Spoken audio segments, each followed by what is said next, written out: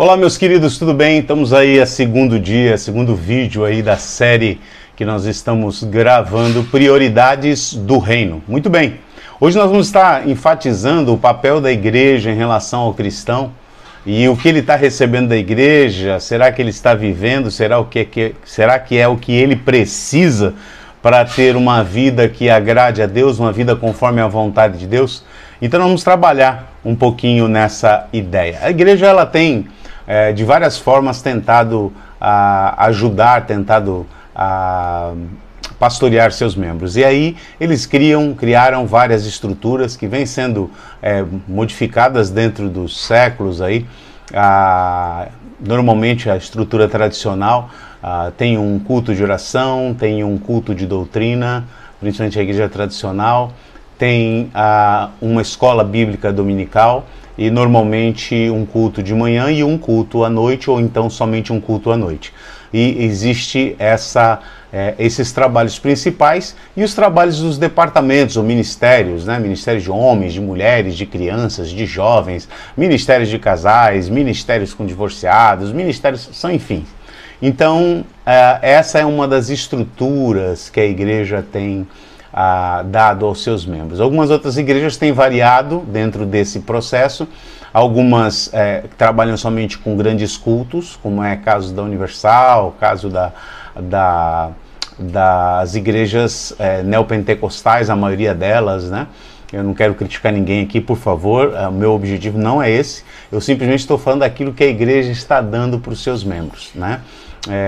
Membros, o que nós precisamos entender é o que Deus quer que a igreja dê e que os membros estão recebendo, se é que estão recebendo, se é que realmente tem transformado. Bom, tudo começa pela evangelização. A igreja ela tem um papel principal, eu creio que isso aqui é unânime, né? A igreja precisa evangelizar, ela precisa falar do amor de Jesus, ela precisa anunciar o evangelho, o evangelizo, né? Ou seja, as boas notícias, que está lá em 1 Coríntios 15, 3, que diz que Jesus, ele viveu aqui nessa terra, morreu, foi sepultado, ao terceiro dia ressuscitou e foi visto por mais de 500 testemunhas. Bom, a questão aqui é quando a igreja vai evangelizar, a igreja vai levar essas boas novas, essa mensagem. Aí, partindo da igreja. A igreja muitas vezes tem evangelizado como um departamento, ou seja, o evangelismo é um departamento, é um grupo que é responsável pela evangelização da igreja. E aí se faz vários evangelismos em vários lugares. É uma metodologia, eu creio que tem a sua parcela de funcionalidade. E existem vários métodos que foram sendo criados através de pinturas, através de splashboard, né? Através de canto, através de filmes. Bom, existem diversas maneiras de se evangelizar.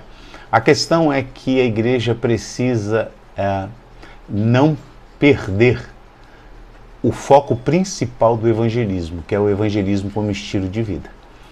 É a vida do cristão, é a vida santa do cristão, é a transformação de vida da pessoa já convertida que leva pessoas a Jesus de maneira muito mais efetiva que o evangelismo de uma noite. Não quer dizer que os evangelismos, grupos e tudo mais sejam ruins, não são ruins, porém, se perder um pouco de vista o evangelismo como estilo de vida. Cada cristão é um evangelizador, cada cristão é um missionário. Se faz do evangelismo, do cristianismo, um departamento, e aí as pessoas só evangelizam quando tem os trabalhos, quando tem os encontros de evangelismo. E evangelismo deveria ser estilo de vida, seria o dia a dia, a vida transformada de cada cristão. Então, a partir daí, que nós falamos sobre evangelizar, a igreja vai a campo, seja com o evangelismo pessoal, que para mim é o mais efetivo e também mais bíblico, vai com os outros tipos de evangelismo e as pessoas se convertem. Agora, o que é a conversão? Aí nós temos um grande problema, porque, claro, a pessoa vai expor lá os 4 pontos da salvação, Romanos 3:23, todos pecaram, destituídos estão da glória de Deus, Romanos 6:23, o salário do pecado é a morte, mas o dom gratuito de Deus é a vida eterna, Deus amou o mundo de tal maneira que deu seu Filho unigênito para todo aquele que nele crê não pereça, mas tenha vida eterna. Se com tua boca confessares a Jesus como o Senhor e no teu coração creres, tu serás salvo. Então o que você precisa é somente acreditar que Jesus realmente morreu na cruz, morreu pelos nossos pecados, tomou maldição em nosso lugar. E quando você aceita esse sacrifício, quando você aceita Jesus, você aceitou o Evangelho. Só que, queridos, ok, é pregado, a pessoa diz aceitar. Agora, o que mostra se essa pessoa realmente, essa salvação, essa conversão, essa mudança de direção, que deveria ser isso, é a palavra metanoia, né, mudança de mente, se ela ouve realmente. Porque aceitar a Jesus não é só falar que crê em Cristo, não é só falar, levantar a mão no culto e aceitar através de uma música, através de uma pregação e através de um testemunho. Você falou, eu quero aceitar esse Jesus e tudo mais, mas muitas pessoas não entenderam intelectualmente o Evangelho.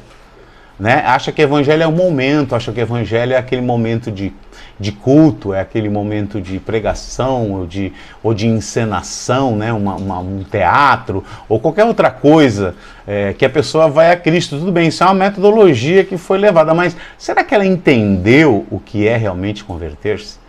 Que é abrir mão de todas as suas vontades, desejos e direitos para daí para frente viver as vontades e os desejos de Deus? Será que as pessoas entenderam que aceitar a Jesus é morrer para os seus próprios desejos, para os seus próprios sentimentos e começar a viver os desejos de Deus, a vontade de Deus, porque ela é boa, perfeita e agradável?